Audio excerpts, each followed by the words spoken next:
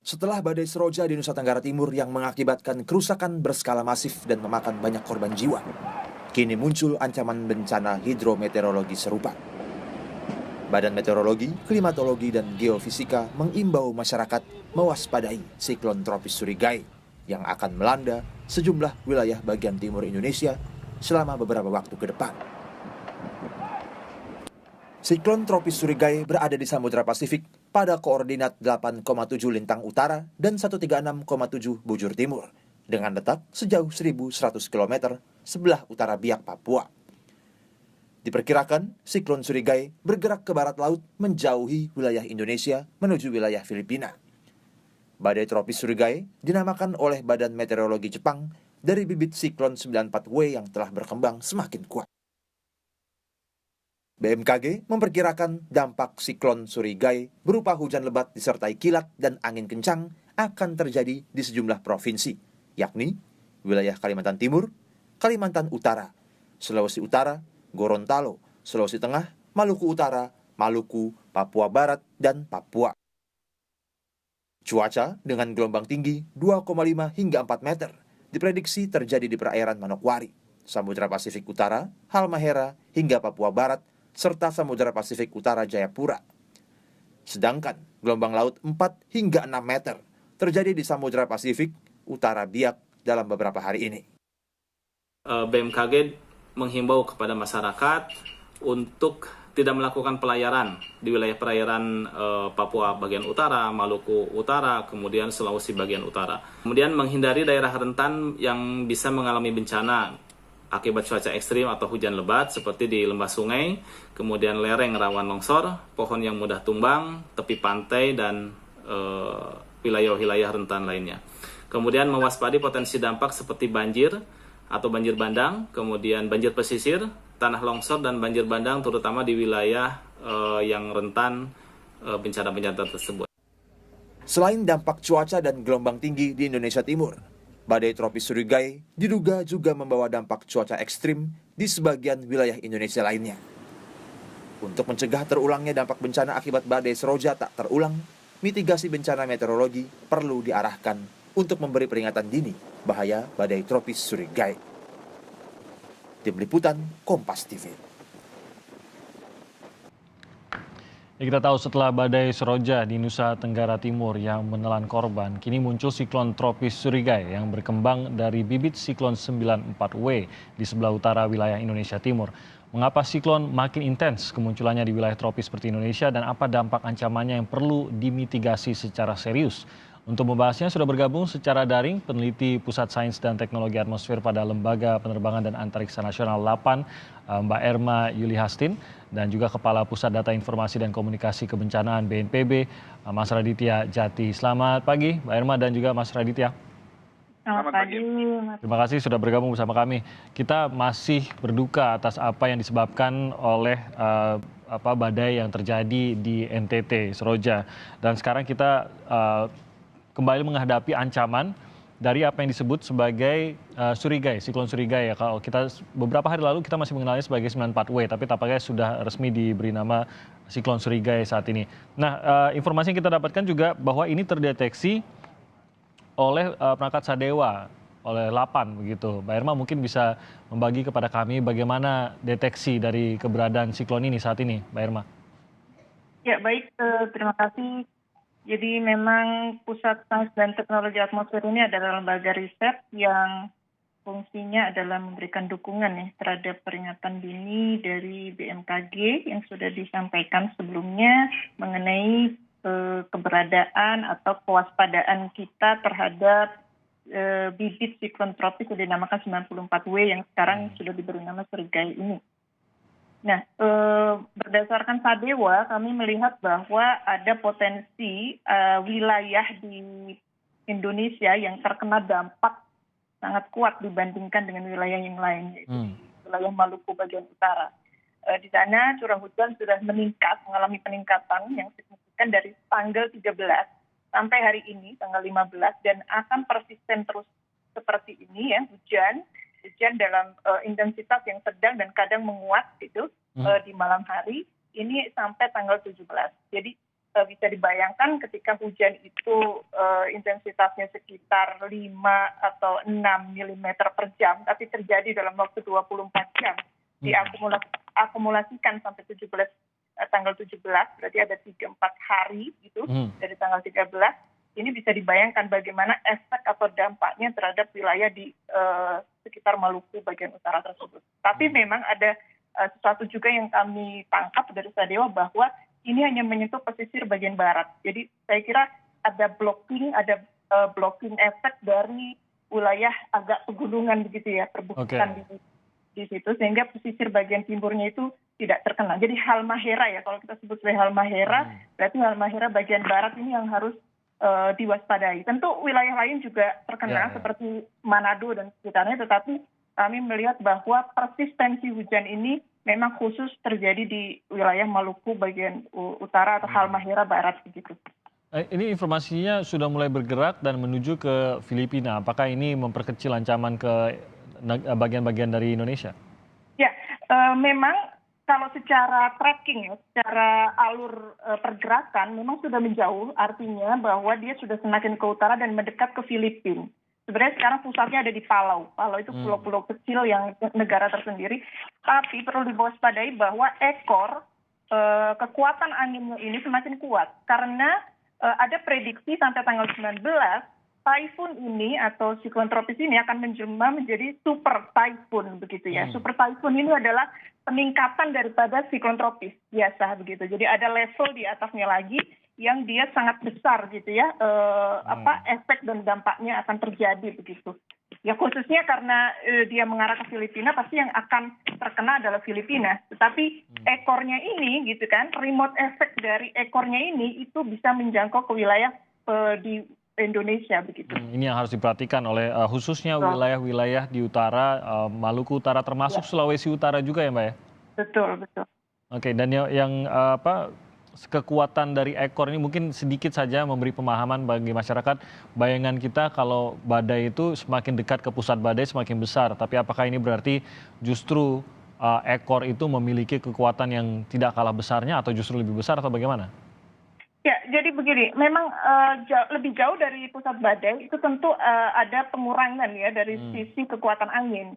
Nah, sekarang yang paling dekat dari wilayah Indonesia itu adalah Maluku ini, begitu ya, dibandingkan dengan darat lainnya begitu. Tetapi seperti Pulau Jawa saat ini kondisinya itu ada pelemahan monsun. Saya katakan pelemahan monsun itu maksudnya sudah harusnya masuk monsun musim kering dari Australia, ya, musim kemarau, tetapi itu belum terjadi, melemah dikarenakan adanya siklon ini. Jadi dia melemahkan angin. Nah, apa efeknya? Efeknya adalah hujan-hujan sporadis di sore hari yang timbul karena sirkulasi diurnal yang menguat. Diurnal ini dipengaruhi oleh angin darat laut. Itu sangat jelas perbedaannya. Ini menimbulkan hujan-hujan yang sporadis. Nah, ini juga patut diwaspadai. Saya kira juga efeknya itu adalah itu. Jadi dia secara tidak langsung melemahkan monsun dan memperkuat sirkulasi diurnal, menimbulkan hujan sporadis di berbagai lokasi, termasuk di Kalimantan begitu. Untuk yang di Jakarta, contohnya kami di studio ini memang merasakan sore hari ada hujan, bisa sangat gelap, sangat lebat begitu, tapi memang tidak berlangsung lama. Berarti Anda mengatakan ini juga ada pengaruhnya begitu ya dari ekor siklon, salah satunya ya siklon Surigaya ini. Ya, remote. Kita disebutnya remote effect kalau dalam teori meteorologi. Oke, ada efeknya juga. Nah, menangkap deteksi dari Sadewa 8 ini dan tentu saja berkoordinasi dengan BMKG, apa yang dilakukan oleh BNPB? Karena khususnya yang ingin kita lihat adalah bagaimana kita bisa memitigasi dampak dari bencana ini. Baik, Mas Raditya, silakan. Ya, jadi setelah adanya informasi dan prediksi yang telah disampaikan oleh BMKG, tentunya langsung hari malam itu juga Kepala BMKG bersama jajarannya dan juga BNPB melakukan koordinasi melalui virtual dan akhirnya BNPB juga mengeluarkan surat edaran kepada wilayah-wilayah memang menjadi potensi terjadinya risiko bencana dengan adanya dampak dari siklon tropis Surigaya ini atau 94 yang waktu itu disampaikan. Dari mana saja itu, Mas Raditya? Ya, jadi ada yang telah disampaikan oleh BMKG sesuai dengan wilayah yang disampaikan adalah kita Papua dan juga kita menyampaikan dengan 30 provinsi karena karena memang kita menyampaikan karena dengan adanya cuaca yang lain. Jadi artinya memang bukan hanya yang terkait dengan Surigai saja, tapi kita juga menyampaikan wilayah-wilayah yang telah diprediksi oleh BMKG termasuk wilayah-wilayah yang memang menjadi 30 wilayah yang menjadi peringatan dini untuk kesiapsiagaan secara administrasi di setingkat provinsi. Dan itu hampir seluruh wilayah yang memang memiliki potensi terhadap risiko kalau itu hidrometeorologi pemicunya berarti ada banjir bandang, kemudian ada tanah longsor dan cuaca ekstrem lain bisa berdampak pada gelombang tinggi dan seterusnya. Dan kewaspadaan itu memang kita dorong dan BNPB bersama pemerintah daerah memberikan instruksi beberapa upaya dalam hal peningkatan koordinasi terutama dengan BMKG di wilayah setempat yang terkait dengan perkembangan potensi bibit siklon tropis ini. Jadi informasi dari peringatan BMKG ini digunakan untuk mempercepat penyebarluasan informasi peringatan dini yang kita sampaikan sekaligus dari Pusdalop, Pusat Pengendalian Operasi di pusat di BNPB bersama Pusdalop yang ada di BPBD untuk mendorong bagaimana sebetulnya kita tetap harus waspada dan melakukan tindakan kalau perlu melakukan evakuasi dini sebelum terjadinya ini di wilayah-wilayah tersebut, Mas Timothy. Ini berarti sudah memperkirakan untuk wilayah-wilayah tadi disebutkan oleh Mbak Erma juga, deteksi dari LAPAN juga dan BMKG. Tapi tadi Mas Raditya mengatakan bahkan sampai ke 30 provinsi. Apakah ini masih semuanya dalam apa yang dikatakan Mbak Erma tadi, dampak dari ekor siklon saja atau justru ada beberapa bencana lain juga yang dideteksi oleh BNPB bisa terjadi di beberapa wilayah dan di mana saja nih Mas Raditya? Ya, jadi kalau kita sampaikan terkait dengan peringatan dini kesiapsiagaan di 30 wilayah administrasi itu sebetulnya terkait dengan potensi yang memang telah disampaikan oleh BMKG melalui surat yang disampaikan oleh Deputi Pencegahan BNPB waktu hari Selasa tanggal 13 itu ditujukan kepada para gubernur di mana memang kalau konsentrasi di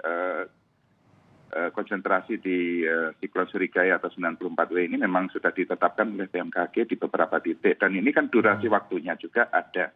Artinya memang apakah perlu kita melakukan mitigasi supaya melakukan evakuasi sebelum terjadi itu menjadi penting. Ini saya rasa menjadi salah satu bagaimana kita harus melakukan dan terus koordinasi dengan pemerintah daerah, dengan kebijakan daerah, dengan wilayah-wilayah yang kiranya terdampak untuk meningkatkan kewaspadaannya. 30 wilayah provinsi ini secara umum memang merata dalam hal cuaca ya, tapi kalau kita bicara terkait dengan Surigai memang yang sudah ditetapkan oleh BMKG ya beberapa wilayah yang memang memiliki potensi yang sangat sedang dan lebat ini dalam waktu beberapa jam ke depan, termasuk wilayah Sulawesi, tadi disampaikan Mbak Erma juga Sulawesi, Gorontalo, Maluku dan juga sampai ke Papua Barat dan Papua. Gitu, Mas. Kalau kita merujuk pada data yang tadi Mas Raditya sampaikan, yang disampaikan juga oleh BMKG, ini kan 30 provinsi. Kita lihat ini dari Aceh sampai Papua, gitu, Mas Raditya. Jadi semua memang harus waspada, termasuk juga Jakarta, Yogyakarta juga termasuk. Jadi beberapa wilayah di paling barat, paling timur hingga di area tengah ini juga terprediksi ada ancaman. Nah, mungkin tingkatannya berbeda-beda mungkin ya Mas Raditya antara satu daerah dengan lainnya terkait dengan dampak yang mungkin terjadi dan upaya mitigasi yang harus dilakukan. Nah ini apakah memang spesifik begitu Mas Raditya dan perkembangannya tanggapannya bagaimana dari kepala daerah tersebut? Ya, jadi kalau kita perhatikan dari yang Samudra Pasifik Barat sebelah utara Papua ini kan memang yang tadi disampaikan Mbak Erma terkait dengan siklon Surigai yang sudah menjauhi, tapi diperhatikan juga dampak dari cuaca yang tadi Mas Timothy juga sampaikan di kantor sore di Jakarta pun mengalami hujan yang lebat tapi dalam waktu cepat sudah selesai. Nah ini kan akhirnya juga kita tetap harus waspada dengan adanya potensi-potensi yang mungkin akan timbul dengan adanya cuaca yang sifatnya memang ini regional di wilayah Indonesia dan sekitarnya ini. Jadi tetap konsentrasi tetap wilayah pemerintah daerah dan kita selalu melakukan koordinasi dengan Pusdalop dengan bagaimana mengkondisikan masyarakatnya khususnya kira-kira yang tadi terdampak dan tadi BMKG menyampaikan hindari lembah sungai, wilayah pesisir dan daerah aliran sungai dan seterusnya itu merupakan wilayah-wilayah yang memiliki potensi terhadap terjadinya banjir ataupun kalau perbukitan dengan kemiringan lereng tertentu berarti ada hubungannya dengan tanah atau longsor atau gerakan tanah yang kemungkinan ada memberikan dampak pada pada wilayah pemukiman dan seterusnya. Demikian Mas Timothy. Oke, Mbak Irma, kalau kita lihat kecepatan dari siklus ini sekitar 8 sampai 20 knot. Ini mungkin bahasa teknisnya begitu. Tapi mungkin untuk memberi gambaran kepada masyarakat kekuatan ini, kecepatan ini, itu bisa berdampak seperti apa kalau sampai mengenai daratan?